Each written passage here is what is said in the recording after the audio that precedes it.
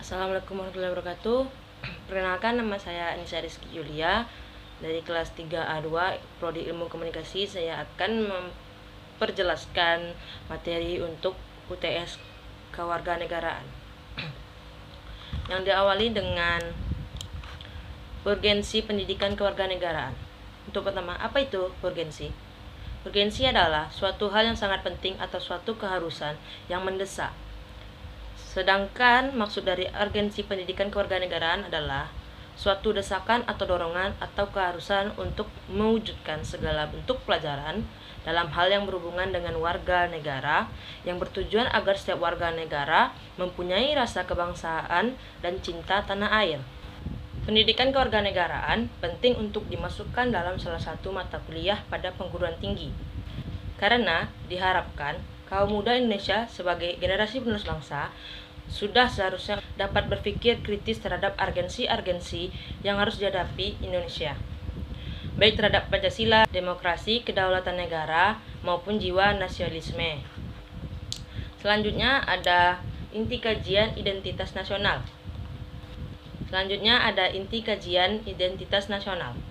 Identitas nasional adalah suatu jati diri dari suatu bangsa. Artinya, jati diri tersebut merupakan milik suatu bangsa dan berbeda dengan bangsa lainnya. Dalam garis besarnya, identitas nasional merupakan satu jati diri yang tidak hanya mengacu pada individu tertentu, namun juga berlaku untuk suatu kelompok atau organisasi atau negara. Identitas nasional negara Indonesia ada dua jenis. Pertama, primer, etnis, yakni identitas yang mengawali terjadinya identitas sekunder. Kedua, sekunder adalah identitas yang dibentuk atau direkonstruksikan berdasarkan hasil kesepakatan bersama. Ada dua jenis identitas sekunder. Pertama, fisik atau simbol, yang meliputi bendera merah putih, bahasa Indonesia, lambang negara, dan lagu kebangsaan. Yang kedua ada non-fisik, yaitu nilai-nilai hasil buah pikiran dan gagasan dasar bangsa Indonesia tentang kehidupan yang dianggap baik, memberikan watak, corak, dan ciri masyarakat Indonesia, yaitu Pancasila. Yang ketiga ada dinamika dan tantangan integrasi nasional. Integrasi nasional yaitu penyatuan atau penyesuaian. Penyatuan yang dimaksud adalah mempersatukan hal-hal yang berbeda menjadi satu kesatuan sehingga memiliki satu tujuan yang sama. Tantangan integrasi nasional tidak hanya dapat dilihat dari segi masyarakat Indonesia secara luas, melainkan ada juga tantangan integrasi nasional tidak hanya dapat dilihat dari segi masyarakat Indonesia secara luas, melainkan ada juga tantangan integrasi nasional dalam ruang lingkup mahasiswa, yaitu tantangannya adalah bagaimana agar mahasiswa tetap menjadi agen perubahan yang tetap memegang teguh pada nilai-nilai Pancasila serta mampu berpikir kritis dan tanggap dalam melihat segala permasalahan ataupun hal yang terjadi dalam kehidupan bangsa dan negara ini. Keempat, ada inti kajian negara dan konstitusi. Negara merupakan salah satu bentuk organisasi yang ada dalam kehidupan masyarakat. Pada prinsipnya, setiap warga masyarakat menjadi anggota dari suatu negara dan harus tunduk pada kekuasaan negara melalui kehidupan bernegara dengan pemerintah yang ada di dalamnya. Masyarakat mewujudkan tujuan-tujuan seperti terwujudnya ketentraman, ketertiban, dan kesejahteraan masyarakat. Negara dan konstitusi adalah duit tunggal. Jika diibaratkan bangunan, negara sebagai pilar-pilar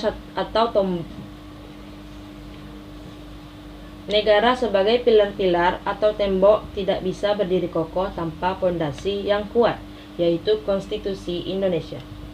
Hampir setiap negara mempunyai konstitusi, terlepas dari apakah konstitusi tersebut telah dilaksanakan dengan optimal atau belum. Konstitusi adalah perangkat negara yang perannya tidak bisa dipandang sebelah mata.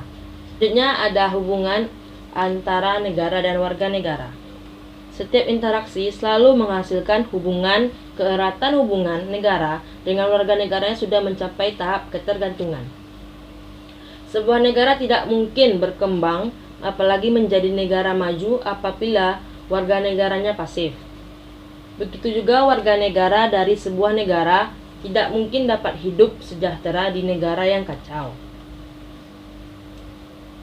Negara harus dapat memenuhi hak warga negaranya. Sementara itu, warga negara juga harus menyelesaikan tugas sebagai warga negara yang baik, barulah dapat hak warga negara. Negara memiliki hubungan emosional yang kuat dengan warga negara, tidak perlu ada pemaksaan atau aturan resmi yang mewajibkan warga negara membela negaranya. Karena hubungan emosional yang kuatlah, warga negara tentu tidak akan terima bila negaranya mengalami keadaan buruk. Selanjutnya ada teori dan penerapan demokrasi di Indonesia. Demokrasi berasal dari kata Yunani demos dan kratos. Demos artinya rakyat, kratos berarti pemerintahan. Jadi demokrasi berarti pemerintahan rakyat, yaitu pemerintahan yang rakyatnya memegang peranan yang sangat menentukan. Demokrasi menurut para ahli, yaitu dari Abraham Lincoln, demokrasi adalah sistem pemerintahan yang diselenggarakan dari rakyat, oleh rakyat, dan untuk rakyat. Yang kedua ada dari Charles Costello, demokrasi adalah sistem sosial dan politik pemerintahan diri dengan kekuasaan-kekuasaan pemerintahan yang dibatasi hukum dan kebiasaan untuk melindungi hak-hak perorangan warga negara. Namun selanjutnya ada penerapan demokrasi di Indonesia. Adapun penerapan demokrasi Indonesia tetap mengacu pada Pancasila sebagai dasar negara Indonesia. Oleh karena itu, penerapan demokrasi di Indonesia disebut sebagai demokrasi Pancasila untuk yang sekarang diterapkan. Selanjutnya ada makna Indonesia sebagai negara hukum dan penegakan HAM. Negara Indonesia adalah negara hukum. Demikian bunyi pasal 1 ayat 3 Undang-Undang Dasar 1945 yang dimaksud negara hukum adalah negara yang di dalamnya terdapat berbagai aspek peraturan-peraturan yang bersifat memaksa dan mempunyai sanksi tegas apabila dilanggar. Maka, arti Indonesia sebagai negara hukum adalah segala aspek kehidupan di wilayah Negara Kesatuan Republik Indonesia harus didasarkan pada hukum dan segala produk perundang-undangan serta turunnya yang berlaku di wilayah produk perundang-undangan serta turunnya yang berlaku di wilayah NKRI.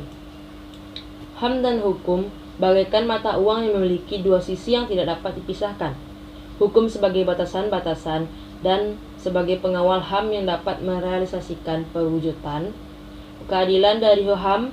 Hukum sebagai alat yang mengatur HAM untuk mendapatkan hak yang sama dan HAM harus dipertahankan. Karena ciri negara kita ialah negara hukum yang menjamin adanya hukum dengan tujuan untuk melindungi hak asasi kewarganegaraannya. Karena ciri negara kita adalah negara hukum yang menjamin adanya hukum dengan tujuan untuk melindungi hak asasi warga negaranya. Hubungan hukum dan HAM ini sangat berkaitan, karena segala perilaku kehidupan manusia di suatu negara selalu berdasarkan kepada hukum tersebut. Semua hak diatur oleh hukum dengan pembuktian bahwa hukum mengatur segala hal. Sebagai contoh pembuktian ada salah ngomong. Semua hak diatur oleh hukum dengan pembuktian bahwa hukum mengatur segala hal. Sebagai pembuktiannya semua hak diatur oleh hukum dengan pembuktian bahwa hukum mengatur segala hal. Sebagai contoh pembuktiannya adalah undang-undang dan instrumen peradilan HAM. Hukum mengatur dari hal yang terkecil hingga hal terkompleks. Hukum melindungi HAM. Hukum tanpa hak tidak ada gunanya, dan HAM tanpa hukum sia-sia saja. Yang ketiga, kesimpulan dari materi ini adalah bahwa negara Indonesia tidak terlepas dari demokrasi yang menjunjung tinggi HAM dan hukum. Maka sebaiknya kita sebagai penerus bangsa harus memiliki jiwa yang sama tujuannya dengan Pancasila. Jadi jika salah satu dari kita nanti menjadi pemimpin, adillah atas hukum dan HAM untuk warga negara Indonesia. Baiklah, sekian dari penjelasan saya tentang materi kewarganegaraan ini. Maaf jika ada salah-salah kata. Wabillahi taufiq hidayah. Assalamualaikum warahmatullahi wabarakatuh.